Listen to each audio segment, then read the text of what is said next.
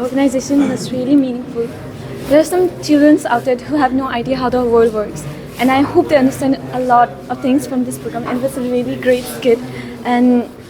children should know how the world actually works. There are parents who fail to teach their children how alert they should be, and this program may help them more. And I hope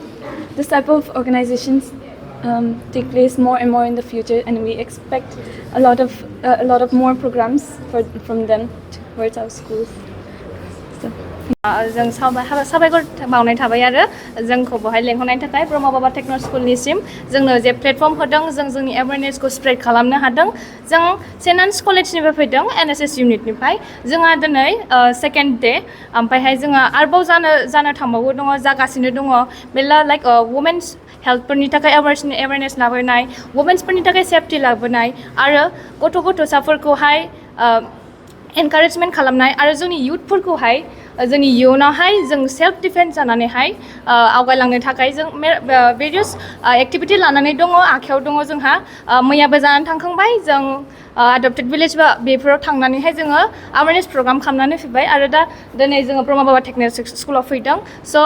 बेनि थाखायनो बिराद माने गोसोआ जों गोजोननाय मोन्दों आरो thank you बुंनो सानदों जोंना टपिकाहाय माबा दिनै ना चाइल्ड ट्राफिकिंनि सायावमोन मुङा मयनिग्रा बसुमतारी आं ब्रह्म बाबा स्कुलनिफ्राय दिनै सिनियर्सफोरा फैनानै जोंखौ बुजायफैदों चाइल्ड एवार्डनेसनि सायाव जों एवार्ड थानांगौ होननानै मा फोरोंबावदों आरो जोंनो ड्रामा देखायनानैबो फोरोंदों बिदिनो माबायदि नांदों